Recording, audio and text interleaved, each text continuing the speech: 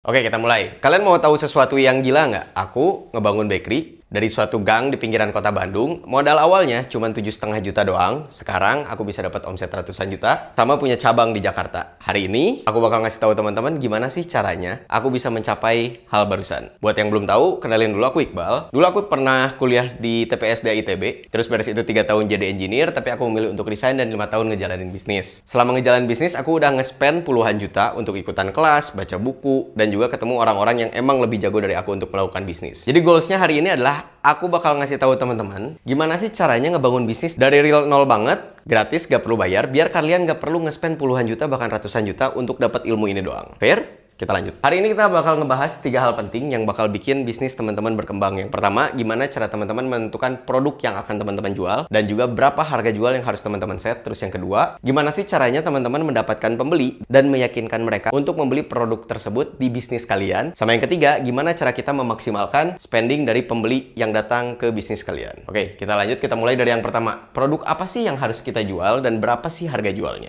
Nah, untuk menentukan produk dan juga harga jualnya, hal pertama yang harus teman-teman lakukan adalah melakukan riset market, dan yang kedua adalah menghitung harga jualnya. Riset market sendiri itu dilakukan untuk memastikan bahwa barang-barang yang akan teman-teman jual itu pasti laku dan memiliki pembeli. Jadi jangan sampai kalian udah nyetok barang, tapi pada akhirnya tidak ada barang yang keluar. Kenapa? Karena tidak ada orang yang mau membeli barangnya. Nah, biasanya pebisnis pemula itu mikir bahwa, oh, selama barang saya bagus, pasti bakal ada yang beli produknya. Tapi pada kenyataannya, produk yang bagus itu belum tentu menjamin produknya akan laku dijual. Karena yang pertama, setiap produk itu memiliki pembelinya masing-masing dan spesifik. Dan yang kedua, alasan dari orang berbelanja terhadap suatu produk itu bukan cuman karena kualitas produknya aja, tapi juga ada alasan-alasan lain yang membuat dia ingin membeli produknya. Nah, dulu juga waktu awal aku melakukan bisnis, kesalahan pertama aku adalah tidak melakukan riset pasar dengan baik. Aku menjual produk sourdough harganya 30 ribuan di tempat di mana orang-orang di sekitarnya itu membeli roti yang cuma seharga 3.000 rupiah. Hasilnya apa? Hasilnya, betul, 2 tahun aku ngejalanin bisnis, gak laku sama sekali. Kenapa? Karena tempat ngejualnya salah. Ada nggak sih orang yang ngejual roti harganya 30 ribu dan laku? Ada. Tapi apakah dia menjual di tempat yang aku jadikan tempat untuk berjualan? Jawabannya, tidak. Jadi kesalahan pertama yang aku lakukan adalah salah memilih tempat untuk menjual produk. Nah, sekarang yang jadi pertanyaan adalah, setelah kita mengetahui bahwa riset market itu penting untuk memastikan barang yang kita jual itu akan laku di pasaran, pertanyaan berikutnya adalah, bagaimana sih cara kita untuk melakukan riset marketnya? Untuk melakukan riset market sendiri itu aku bagi jadi 2. Yang pertama, kalau misalnya produk yang kamu bikin itu adalah produk yang tidak pernah dijual oleh orang-orang lain selain kamu. Dan yang kedua, kalau misalnya produk kamu itu sudah ada kompetisinya dan sudah pernah dijual oleh orang lain atau bisnis lain, kamu selalu bisa melakukan reverse engineering dari kompetitor yang kamu punya. Nah, kita bakal ngejelasin dari yang pertama dulu nih. Kalau misalnya teman-teman adalah satu-satunya orang yang menjual produk teman-teman di dunia ini, artinya selamat. Kamu harus melakukan survei market secara komprehensif dari yang pertama. Siapa sih yang akan membeli produk kamu atau siapa sih calon penggunanya? Terus yang kedua, di mana sih tempat yang paling ideal untuk teman-teman menyimpan barang tersebut untuk dijual kepada penggunanya? Dan yang terakhir, pertanyaannya adalah, apakah target market yang ingin teman-teman sasar mampu membeli produk yang akan teman-teman jual? Jadi yang perlu diperhatikan adalah siapa yang akan membeli produknya, di mana sih tempat teman-teman menaruh produk tersebut, dan yang terakhir, mampu nggak sih mereka untuk membeli barang teman-teman dengan harga yang akan teman-teman tentukan.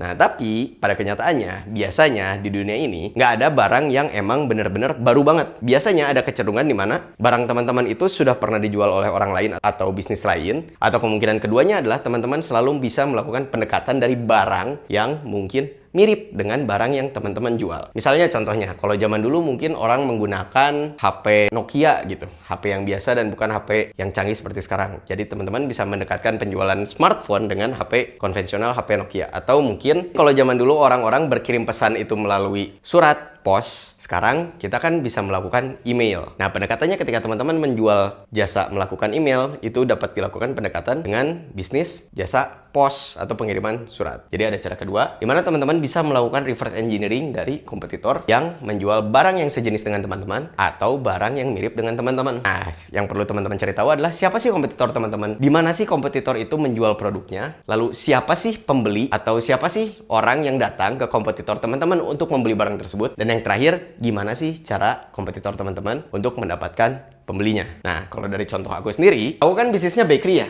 Kalau untuk kompetitor aku, top of mind-nya di Indonesia aku set jadi Sari Roti. Kenapa Sari Roti? Karena menurut aku, pabrik roti atau produsen roti atau penjual roti paling besar di Indonesia dan penjualannya masif itu adalah Sari Roti. Tapi yang jadi masalah apa? Yang jadi masalah adalah Sari Roti itu bisnisnya sudah terlalu besar dan pemodalannya pun sudah berbeda jauh dengan bisnis yang aku rintis. Dan di sisi lain, produk dari Sari Roti sendiri tidak sama dengan produk yang aku jual. Sehingga aku melakukan pendekatan yang lain. Untuk top of mind-nya aku set di Sari Roti, untuk pendekatan kompetisi terdekatnya aku pilih roti macan dan Baked. Kenapa? Karena yang pertama, produk yang mereka jual mirip. Yang kedua, secara pemodalan, meskipun mereka tetap lebih banyak uangnya dibandingkan kenikmatan duniawi, setidaknya pemodalan mereka sedikit lebih dekat dengan kenikmatan duniawi dibandingkan dengan si Sari Roti. Makanya aku melakukan riset market, benchmarkingnya ke Sari Roti, roti macan, dan juga si Baked. Ini contoh dari cara teman-teman melakukan riset market berdasarkan kompetitor di jenis bisnis teman-teman. Oke, kita lanjut lagi. Nah, setelah kita melakukan riset market, tadi kan kita bisa dapat di mana sih barang itu dijual, siapa aja pembelinya, dan gimana cara kompetitor untuk mendapatkan pembelinya. Berikutnya yang perlu ditentukan juga adalah berapa sih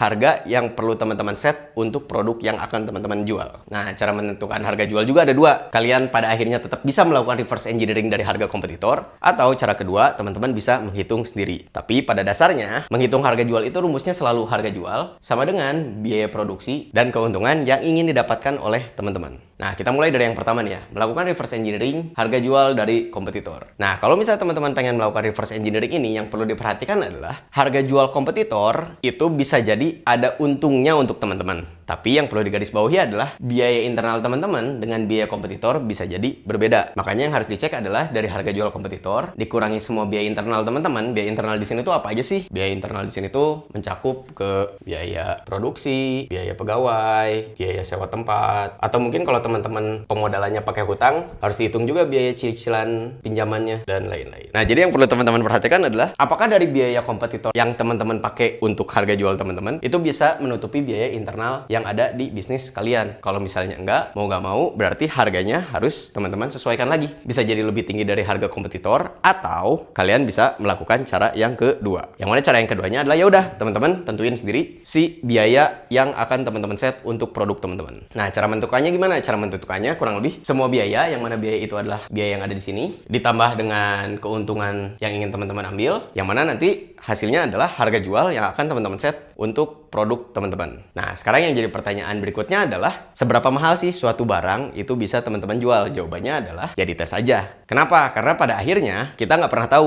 apakah barang tersebut harganya kemahalan atau tidak sampai kita tes dulu di pasar. Dan pada kenyataannya, kalau dari data kenikmatan duniawi sendiri, di tahun 2023 kita 8 kali melakukan kenaikan harga. Bisa dilihat dari 8 kali kenaikan harga yang terjadi malah grafiknya naik. Artinya apa? Semakin mahal, semakin laku. Di 2024 juga kita melakukan 5 kali kenaikan harga. Di sini kalau kita lihat grafiknya terhadap tahun sebelumnya masih tetap di atas ya. Meskipun di sini relatif terlihat stagnan, tapi yang perlu digarisbawahi adalah margin profitnya jadi lebih tinggi, jadi lebih sehat bisnisnya. Dan yang terakhir, di tahun 2025 ini kita udah 3 kali naik harga dan bisa dilihat grafiknya juga cenderung relatif naik. Berikutnya, poin plus juga nih. Kalau misalnya teman-teman udah ngeset harganya ketinggian dan teman-teman ngerasa, anjir, harganya terlalu mahal dong untuk pasar. Poin plusnya adalah kalian selalu bisa ngasih diskon. Dan pada kenyataannya, percaya gak percaya ini ya, orang-orang akan lebih senang untuk membeli barang yang harganya 100.000 dari diskon 300.000 dibandingkan barang yang memang harganya dari sananya 100.000. Kenapa? Karena barang yang mahal dan didiskon itu memberikan perspektif bahwa barangnya mewah, tapi diberikan kesempatan untuk orang-orang yang mungkin gak punya uang untuk membeli barangnya. Kalau menurut aku sih, mending kalian ngeset harga kemahalan, terus nanti kalian diskon daripada kalian takut untuk naikin harga. Kenapa? Karena di satu sisi itu akan memberikan perspektif mewah juga untuk si calon pelanggan atau si pelanggan kalian. Nah,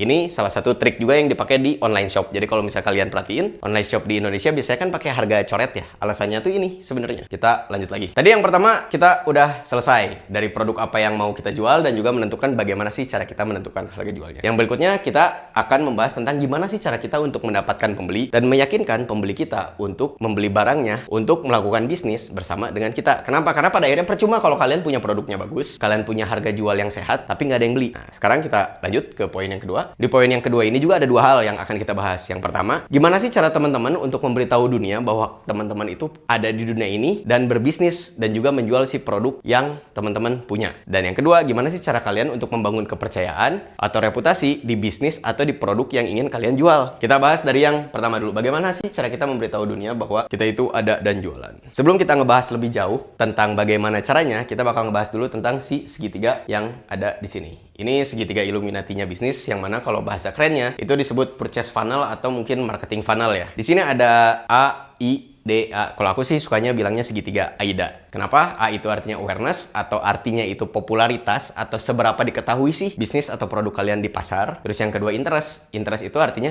seberapa tertarik sih orang di pasar untuk mencari tahu lebih lanjut, entah itu tentang produk atau tentang bisnis kalian. Terus beres itu desire. Desire itu seberapa ingin sih market atau pasar itu melakukan pembelian ke teman-teman. Tapi di sini masih belum melakukan pembelian ya. Contoh paling gampangnya mungkin kalau misalnya kita masuk ke online shop, udah dimasukin ke keranjang, tapi belum dibayar. Nah, itu contoh dari desire. Terus yang terakhir action. Kalau action itu seberapa banyak sih orang yang sudah melakukan kegiatan bisnis dengan kita, atau bahasa lainnya sudah membeli produk kita. Nah, kalau dilihat di sini, si segitiganya itu kebalik. Kenapa? Karena dari awareness ke interest ke desire ke action itu akan mengalami penurunan. Kenapa terjadi penurunan? Karena emang fitrahnya gitu aja sih. Nggak semua orang yang tahu kita akan berbisnis dengan kita. Nah, biasanya general rule of thumb-nya kalau aku sih ngitungnya, dari satu proses ke proses yang lain, itu tuh turun sekitar 10%. Jadi kalau misalnya katakanlah di awareness-nya itu ada 1 juta orang yang tahu, paling cuma ada 100.000 orang yang tertarik untuk mencari tahu lebih lanjut tentang si bisnis atau produk yang kalian jual. Terus dari 100.000 ini paling cuma 10.000 orang yang tertarik untuk masukin ke keranjang kuningnya, atau berkeinginan untuk melakukan pembelian dari teman-teman. Dan yang terakhir, paling dari 10.000 ini cuma ada 10% lagi yang benar-benar membeli barang teman-teman. Jadi kalau bisa teman-teman lihat, dari 1 juta orang yang tahu bisnis teman-teman, cuma ada 1.000 orang yang beneran beli produknya. Makanya kalimatnya, awareness adalah raja. Awareness is the king. Nah, tapi kan teman-teman juga kadang mikir, tapi bang, teman aku punya bisnis yang cuma diketahui sama 10 orang, dan 10 orangnya itu langsung beli sama dia. Nah, kalau yang kayak gitu gimana? Kalau yang kayak gitu artinya apa? Artinya si proses AIDA-nya ini, dia efisien. Tapi yang jadi garis bawah adalah, pada kenyataannya di dunia ini, untuk mendapatkan efisiensi 100% itu sangat sulit. Jadi kalau menurut aku, daripada kita bingung bagaimana cara mengefisienkan ini, lebih baik kalian memperbesar si awareness-nya. Karena kemungkinan dari kalian untuk mendapatkan pembeli akan jauh lebih banyak ketika si awareness-nya tinggi. Makanya awareness is the king. Pertanyaannya, bagaimana sih cara kita membangun awareness? Caranya kurang lebih ada 2 intinya. Yang pertama membangun exposure, yang kedua melakukan branding. Kita bahas satu-satu dari membangun exposure dulu. Kalau tentang membangun exposure itu bisa dibangun dalam 2 hal. Exposure di media offline atau exposure di media online. Kalau untuk di media offline contohnya apa? Misalnya pasang baliho, atau misalnya ikut sponsorship, atau misalnya ikut event, atau mungkin cara lainnya teman-teman buka toko di pinggir jalan yang memang dilalui oleh banyak orang. Itu contoh dari membangun exposure offline. Nah, kalau membangun exposure online, itu contohnya misalnya bikin sosial media, bikin konten, atau bikin ads online, atau endorsement influencer, dan lain sebagainya. Nah, sekarang pertanyaannya, apa sih yang akan kita bahas hari ini? Hari ini kita akan pure membahas tentang cara online. Kenapa kita akan membahas cara online? Karena proses bisnis aku sendiri dalam 5 tahun ini, digendong banyaknya itu dari exposure media online. Kenapa? Karena yang pertama murah, dan yang kedua tercatat rapih. Jadi buat teman-teman yang mungkin sekarang udah membangun exposure secara offline dan itu berhasil, mangga silahkan dilanjutkan. Tapi hari ini kita akan membahas tentang bagaimana cara kita membangun exposure online, karena aku yakin orang yang nonton konten ini pasti banyak yang uangnya terbatas dan koneksinya nggak sebanyak itu untuk membangun exposure offline. Oke, kita lanjut. Untuk membangun exposure secara online, yang perlu kalian lakukan, pertama, kalian wajib untuk memiliki sosial media. Kenapa kalian harus bikin sosial media? Jawabannya simpel. Karena kalau misalnya kalian nggak punya sosial media, orang-orang online mau nyari kalian di mana? Makanya sosial media itu wajib. Minimal kalau di Indonesia, kalian harus punya Instagram, TikTok, sama WhatsApp. Kenapa 3 platform ini paling penting? Karena orang Indonesia biasanya mencari informasi kalau nggak dari TikTok, pasti dari Instagram, bukan dari website atau dari YouTube. Terus yang berikutnya WhatsApp. Kenapa WhatsApp itu penting? Karena orang Indonesia kebanyakan untuk berkomunikasi menggunakan WhatsApp. Jadi admin atau mungkin informasi yang perlu ditanyakan oleh konsumen kepada kalian itu bisa lebih mudah diakses oleh mereka melalui WhatsApp. Terus yang berikutnya, apa sih hal yang perlu kalian lakukan setelah kalian punya sosmed? Jawabannya adalah bikin konten dan post secara rutin. Tapi bang, aku belum tahu gimana cara bikinnya. Nah, kalau belum tahu gimana cara bikinnya, coba cari aja secara online. Pasti banyak orang yang ngajarin gimana sih caranya bikin konten secara online. Atau balik lagi, kita selalu bisa nyontek dari kompetisi kita. Kenapa? Karena kan mereka sudah menjual secara online dan mereka membangun exposure secara online, kenapa nggak kita contek aja? Jadi pada akhirnya kalau dalam proses bisnis, menurut aku nih ya, nggak ada salahnya untuk kita mencontek dengan catatan kita bisa menyesuaikan dengan kebutuhan bisnis kita dan juga bagaimana cara kita membuat si proses nyontek itu sesuai dengan output yang kita harapkan. Terus yang berikutnya yang perlu digarisbawahi adalah jangan beli followers. Kenapa jangan beli followers? Karena ketika kalian beli followers, meskipun angkanya membesar nih ya, katakanlah sama-sama 30.000, tapi yang jadi masalah ada 30.000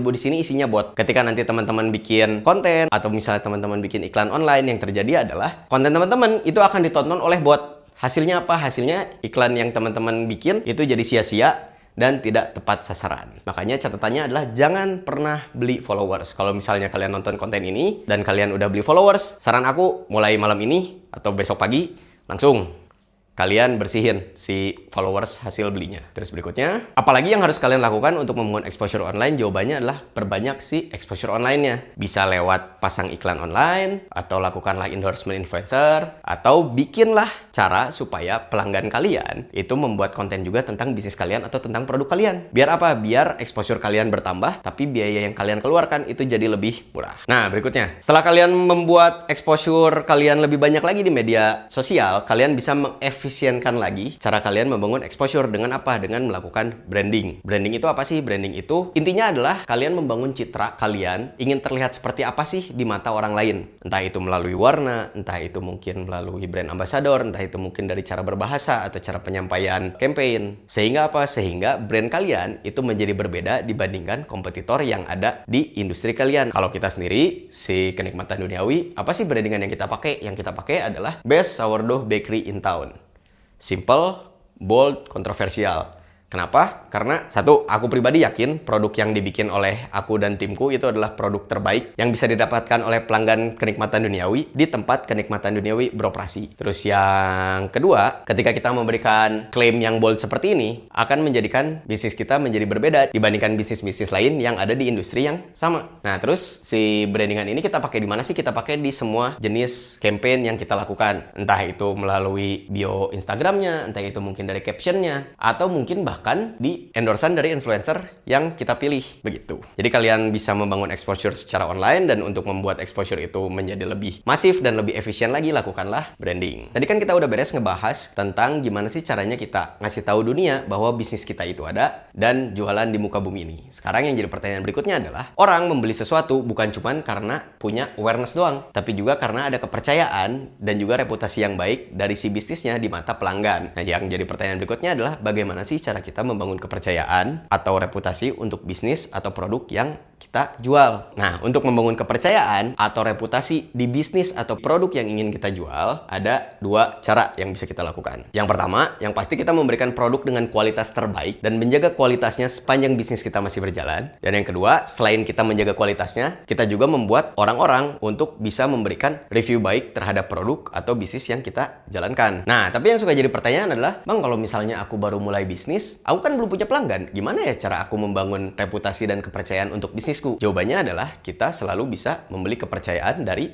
orang lain. Nah, kalian bisa menyewa influencer atau buzzer untuk mereview bisnis kalian. Tapi kalau dari Kenikmatan Duniawi sendiri, cara apa sih yang kita pilih? Yang kita pilih adalah melakukan endorsement influencer. Kenapa kita nggak melakukan buzzer aja supaya reputasinya bisa cepat naik meskipun dengan budget yang mungkin relatif lebih murah? Jawabannya simpel, karena buzzer itu hanya memberikan dalam tanda kutip reputasi di platform spesifik, misalnya kayak di Google Review atau misalnya di mana gitu yang lain. Sedangkan influencer kelebihannya adalah meskipun mereka kita bayar, mereka tetap bisa memberikan honest review pada bisnis kita. Kenapa? Karena kan pasti dia udah pernah nge-review selain bisnis kita nih ya, bisnis lain yang sejenis dengan bisnis kita. Jadi kalau misalnya kita butuh masukan tentang produk, kita butuh masukan tentang service, atau kita butuh masukan tentang proses bisnis, itu bisa dibantu juga lewat si influencernya untuk memberikan review atau masukan kepada bisnis kita. kita. Dan di sisi lain, sebenarnya si influencer itu kan orang-orang yang memfollow atau menonton konten dia, itu kan sudah terkurasi. Hasilnya apa? Hasilnya adalah nilai plus juga untuk kita. Kenapa? Karena kita mendapatkan market yang lebih terkurasi untuk jenis bisnis yang kita jalani melalui influencer tersebut. Nah, terus pertanyaan berikutnya, gimana sih cara kita milih si influencer yang akan kita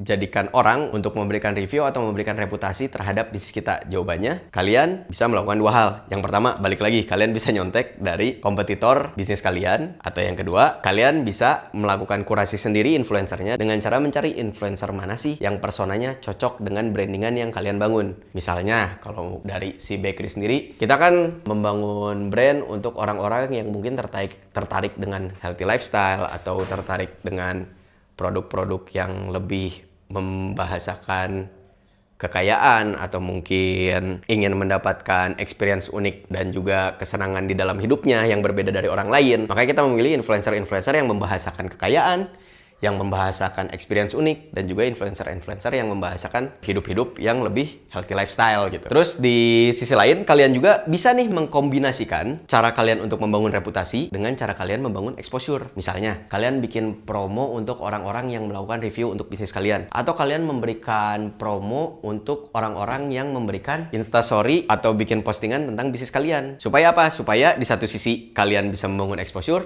di sisi lain, review kalian juga semakin bagus dari hari ke hari. Oke, tadi kita udah ngebahas 2 dari 3 poin yang bikin bisnis kalian pasti berkembang. Yang pertama tentang produk apa, balik lagi, dan juga harga jualnya berapa. Dan yang kedua, mendapatkan pembeli dan meyakinkan mereka membeli. Yang ketiga, kalian kan udah punya pembelinya nih. Gimana sih cara kita untuk memaksimalkan spending yang dilakukan oleh pembeli kita di bisnis kita? Nah, caranya kurang lebih ada 3. Yang pertama, kalian bisa memperdekat si call to action-nya. Yang kedua, kalian bisa memperbesar basket size dari pembeli kalian. Dan yang ketiga, kalian bisa memberikan alasan yang lebih kuat untuk orang beli lagi dan berbisnis lagi dengan kalian dibandingkan dengan orang lain. Kita bahas dari memperdekat call to action dulu nih ya. Memperdekat call to action itu maksudnya apa? Memperdekat call to action itu adalah membuat semudah mungkin proses dari kalian membangun awareness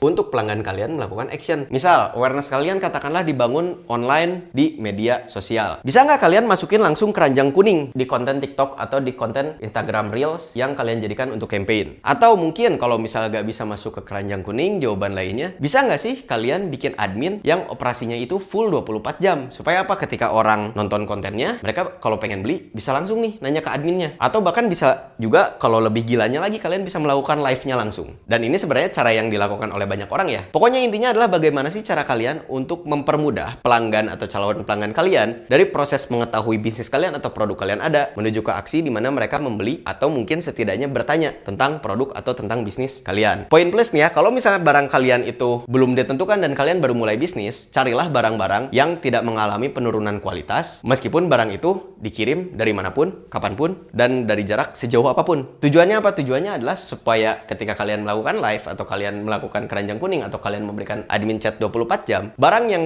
dikirim dari tempat kalian ketika sampai ke pelanggan itu tidak mengalami perubahan kualitas sehingga pelanggan kalian bisa dapat hasil terbaik yang bisa mereka dapatkan. Terus yang berikutnya, selain call to action, hal lain yang bisa kalian lakukan adalah memperbesar basket size dari pelanggan kalian. Basket size itu maksudnya apa? Basket size itu adalah berapa banyak sih pelanggan kalian melakukan pembelian dalam satu transaksi. Misal, kalau asalnya orang-orang itu datang ke bisnis kalian itu cuman beli satu produk, bisa nggak sih kalian membuat orang-orang itu jadi beli 2 produk? Entah itu kalian pakai promo beli 1 harganya 20.000, beli 2 jadi 35.000 aja. Atau misalnya beli 4 gratis 5. Atau misalnya caranya kayak gimana lah. Kalian bisa be kreatif untuk mendapatkan penawaran-penawaran yang membuat orang pengen belanja lebih banyak lagi. Atau di sisi lain, kalian juga bisa meningkatkan lifetime value dari pelanggan kalian. Misalnya, asalnya datang cuman beli satu produk seumur hidup, kalian bikin gimana caranya supaya dia bisa beli 2 produk seumur hidup. Caranya dengan apa? Misalnya kalian ngasih diskon loyalty, pembelian berikutnya dapat diskon. Atau misalnya ada diskon tanggal-tanggal cantik. Atau misalnya kalau hari ulang tahun pelanggannya, kalian ngasih diskon tambahan untuk mereka atau promo khusus untuk mereka gitu. Jadi intinya kalian harus nyari cara gimana caranya supaya orang itu belanja lebih banyak lagi ke kalian dan belanja lebih lama lagi ke kalian. Entah itu melalui promo-promo khusus yang kalian berikan atau penawaran-penawaran menarik lainnya yang kalian bikin. Entah itu lewat memberikan produk yang baru atau memberikan penawaran spesial untuk mereka. Nah, terus yang tadi sebenarnya udah kita bahas juga ya. Selain kalian bisa meningkatkan basket size, kalian juga bisa memberikan alasan untuk orang membeli lagi kalian. Tapi yang perlu dicatat nih ya, selain kalian memberikan loyalty promo dan sebagainya, hal yang perlu kalian perhatikan adalah kalian juga harus menjaga kualitas produk kalian sebaik mungkin dan sekonsisten mungkin. Jadi jangan sampai hari ini kalian jualan produk bagus banget, besok produknya jelek banget, lusa bagus banget lagi, beberapa hari kemudian jelek banget lagi. Nggak boleh. Kalian harus membuat produk yang kalian jual itu sebisa mungkin, sekonsisten mungkin kualitasnya. Kenapa? Karena ketika produknya itu kualitasnya bagus dan service yang kalian berikan juga bagus, orang-orang akan senang bertransaksi dengan kalian dan pada akhirnya mereka akan lebih loyal dan lebih senang untuk berbelanja dengan kalian dibandingkan dengan kompetitor kalian di bisnis yang kalian jalani. Itu tadi kita udah selesai ya semua membahas 3 hal penting yang bakal bikin bisnis kalian berkembang. Gimana cara kalian menentukan produk, gimana cara kalian menentukan harga jual, lalu bagaimana cara kalian mencari pembeli dan mendapatkan kepercayaan dari pembeli, sama yang terakhir bagaimana cara kalian memaksimalkan potensi dari setiap pembeli yang datang untuk bertransaksi dengan kalian. Nah, yang berikutnya yang perlu diperhatikan adalah bisnis itu akan selalu susah dan tidak pernah menjadi mudah ke depannya. Dan sebenarnya kalau aku pribadi juga, kalau boleh jujur, bisa sampai ke titik ini bukan cuma karena effort aku sendiri, tapi juga karena bantuan dari teman-teman lain yang lebih senior melakukan bisnis dan juga teman-teman aku yang mungkin kita sedang berjuang dalam proses bisnis kita hari ini. Makanya yang jadi pertanyaan adalah, kalau misalnya aku ngulang lagi waktu dan aku ketemu sama Iqbal di 5 tahun yang lalu, apa sih sebenarnya yang akan aku sampaikan ke dia? Yang akan aku sampaikan ke dia itu simpel, cuma ada 2 hal. Yang pertama, lakukanlah semua hal sesegera mungkin, jangan ditunda-tunda. Kenapa? Karena variabel terpenting dalam proses bisnis itu bukan cuma uang, tapi juga waktu. Semakin cepat kalian bisa melakukan sesuatu, semakin cepat kalian dapat hasilnya, entah itu sukses atau gagal. Tapi pada akhirnya kalian bisa mencoba hal baru lagi dengan lebih cepat. Kalau misalnya gagal berarti kalian bisa nyobain sesuatu yang baru, atau kalau berhasil, kalian bisa mengulang keberhasilan itu dengan lebih cepat lagi. Terus yang kedua, yang nggak kalah pentingnya adalah jangan pelit dengan resource yang kalian miliki.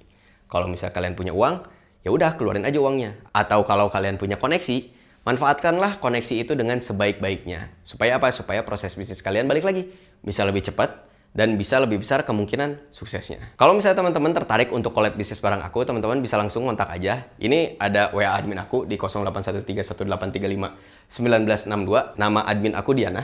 Atau mungkin kalau teman-teman punya proposal bisnis atau punya tawaran untuk melakukan bisnis bareng, bisa juga email ke muhammadiqube@gmail.com. Admin sama email aku 24 jam open, jadi bisa langsung dikontak aja. Kalau misalnya kalian pengen beli langsung produk kenikmatan duniawi, kalian bisa langsung aja datang ke Jalan Wuluku 3 nomor 3 di Bandung di Kiara Condong, atau di Jalan Trogong Raya nomor 12 di Jakarta Selatan, atau kalian bisa langsung aja hubungin ke admin kita, karena admin kita 24 jam, entah itu lewat IG atau mungkin lewat WhatsApp. Kalau IG-nya di @kenikmatan_duniawi_.